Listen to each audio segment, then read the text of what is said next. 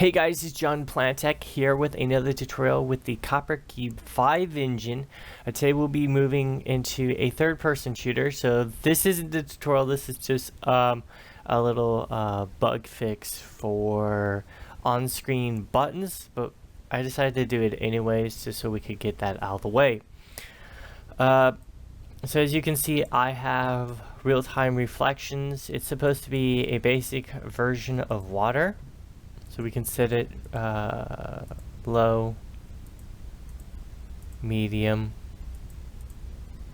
and high. Now I run this on a Asus tablet type laptop with a touchscreen, and it plays it very nicely, but it can play Rage also, so meh. Okay, so about this button issue is that this one controls the player and where he moves. This one is also a movement button. So in the past I would use a 2D overlay item, but those actually are specifically supposed to be used for these UI. So basically static UI. Any touch controls are supposed to be used like these 2D buttons. It's called 2D touch screen input. I just created one right there. I'm going to delete it. That is what this is also. So that is a touchscreen overlay button, and this is also one too. So how we change it?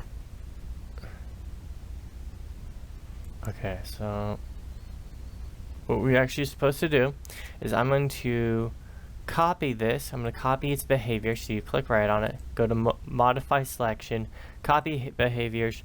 We're going to delete that, and we're going to go to create a 2D touchscreen item. We're going to drag it over to where we want it. We're then going to click right on it, modify, and we're going to paste the code. So all it's going to do is paste our code. So it's a touchscreen 2D overlay button. It says input method, cursor key, emulation.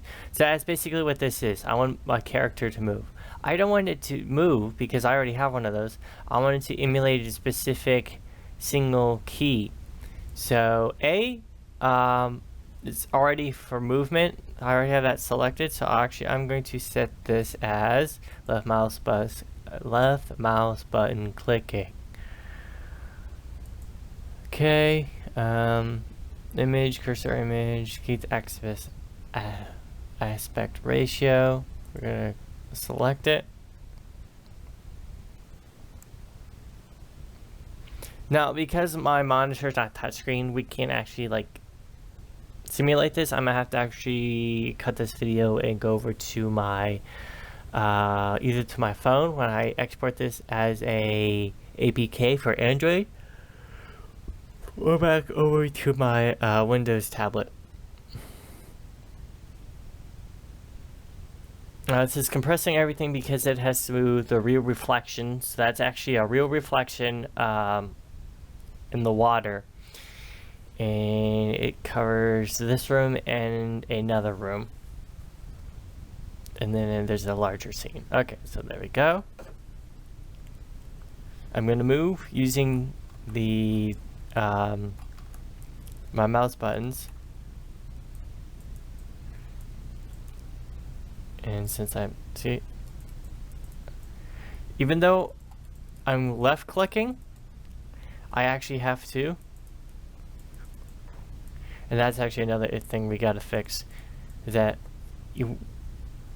when you double click here like a bazillion times, it's not going to do anything. So what we have to do is say every time we're not clicking this guy goes back to a default animation, because then he's always stuck in the shooting animation even though he's not shooting. So now we're moving, and I finally got this to work properly because this joystick would just go crazy. So I now got it to a proper control speed. As you can see, there is a real-time reflection in the water. Well, okay. So there is a reflection in the water.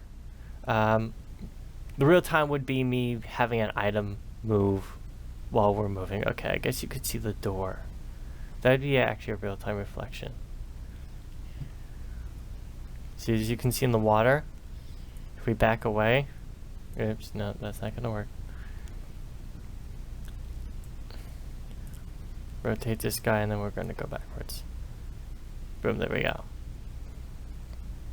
It's not totally perfect, but it's actually really, really good. Just for non-coding. And then this is the rest of the scene I just hobbled together. And we're controlling it really, really good. Normally I would have issues with this guy's.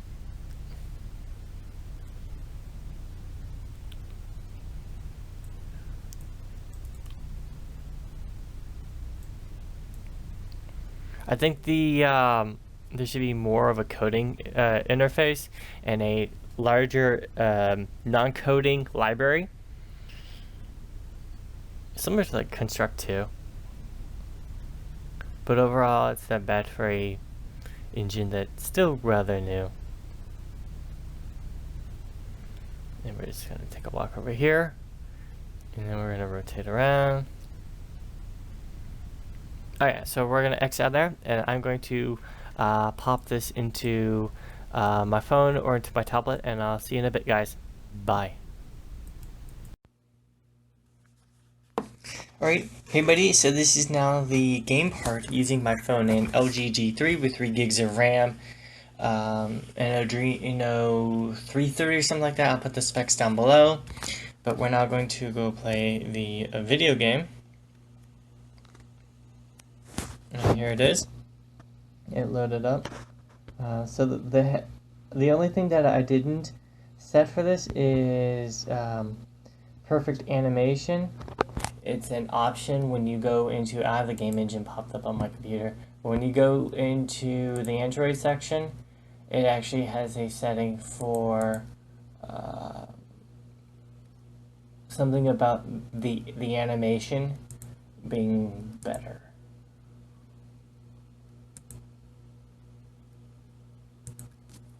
So that's why the head is going kind of crazy. But overall, it's actually not that bad. When I play it on my tablet, it's all better. The thing that I'm actually really happy about is the movement of the joystick, because before I refined it, it was default. The joystick was really, really bad.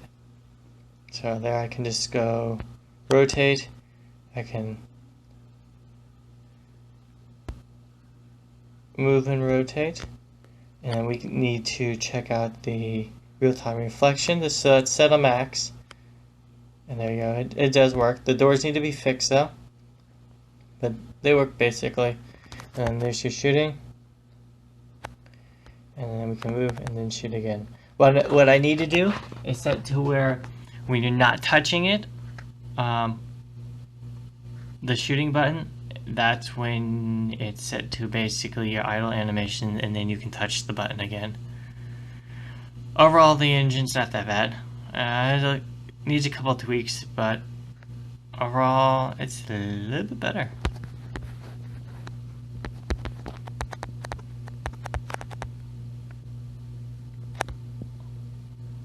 But if you have a head that's already built into the character, this is in case you like want to change the head or facial features or something like that.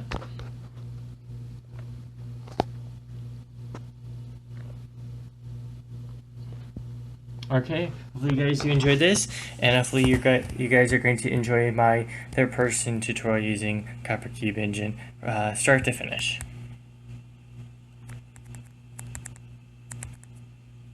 Okay, I'll see you guys in the next video.